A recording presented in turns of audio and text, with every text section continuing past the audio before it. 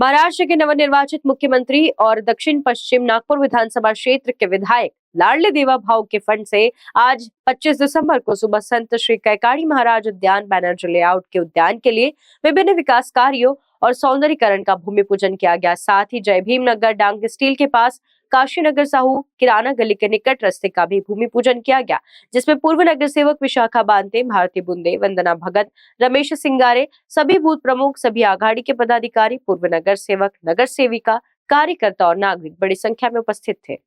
यांचा जन्म शताब्दी सोहळा आजपासून चालू होत आहे।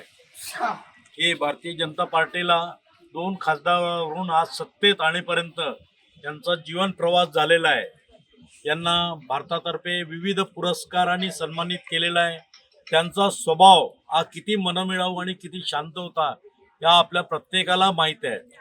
आता आजपासून वर्षभर यांचा जन्मशताब्दी सोहळा आमच्या पक्षातर्फे नागपुरात होणारच आहे।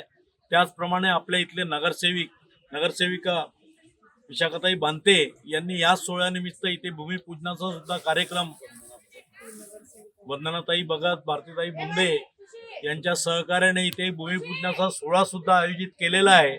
या प्रित्यर्थ आपण तिथे सुद्धा भूमिपूजनाला जाऊया असे मी आपला आनंद व्यक्त करतो। आज अटल बिहारी वाजपेयी यांचा जन्मशताब्दी सोहळा आहे आणि त्यामुळे या वर्षभरात भारतीय जनता पार्टीतर्फे पूर्ण नागपुरात विविध प्रकारचे कार्यक्रम आणि त्या प्रित्यर्थ या नगरसेवकांनी आज इथे भूमिपूजनाचा सोहळा आयोजित केलेला आहे। ते भूमिपूजन के संपन्न झालेले आहे। धन्यवाद सर। इसके अलावा और कहाँ पर भूमिपूजन का सोहळा संपन्न करने वाले? जय भीम नगर और काशी नगर इथे सुद्धा आज इथे भूमिपूजनाचा सोहळा होणार आहे। आणि सिमेंट रोडचे सुद्धा काम आहेत। काही रोड या प्रभागातली राहिली आहे ती सुद्धा आता या कालावधीत पूर्ण होतील। नाव सांगून द्या आपलं। माझं नाव साहेबराव इंगे, मी संपर्क प्रमुख आहे दक्षिण पश्चिम या प्रभागात।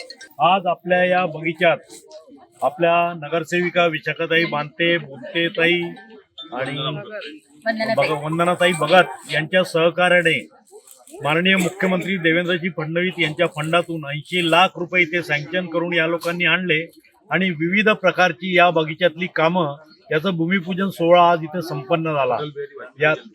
यात आय ब्लॉक लावणे, इथे विविध प्रकारची खेळणी लावणे, या गार्डन मध्ये बरीचशी कामं शिल्लक आहे। ही सर्व याच्यातनं होईल। त्यानंतरही एवढं असूनही तुमच्या या विधानसभेच्या निवडणुकीच्या एका मताने आज आपले आमदार महाराष्ट्राचे मुख्यमंत्री झालेले आहेत आणि त्या मुख्यमंत्री झाल्यामुळे आज येणाऱ्या 5 वर्षात आपल्याला आपल्या प्रभागात जी काही कामं आहे या नगरसेवकाच्या माध्यमातून जेवढी कामं आहेत तेवढी आपल्याला करून घ्यायला फार इझी होतं। नगरसेवकांच्या माध्यमातून ही जी कामं येतात याच कामाच्या बरोबर आपल्या प्रभागाचा विकास होतो आणि आपल्या प्रभागातली कामं होतात। याकरता या नगरसेवकांकरता आपण टाळावूचा धन्यवाद करूया। एवढंच बोलून माझं संपलं। स्वाद ऐसा कि पेट खुश हो जाए, सर्विस ऐसी कि दिल खुश हो जाए, और ये दोनों ही संभव है अतिथि इन एंड रेस्टोरेंट में।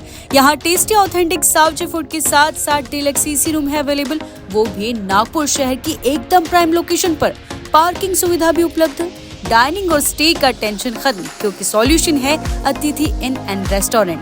इनका पता है plot number 2 and 3 Shrihari Nagar, number 1 पेसा road, Nagpur.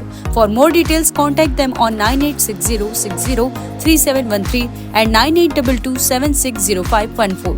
So visit Atithi Inn and Restaurant to experience delicious food and hospitality.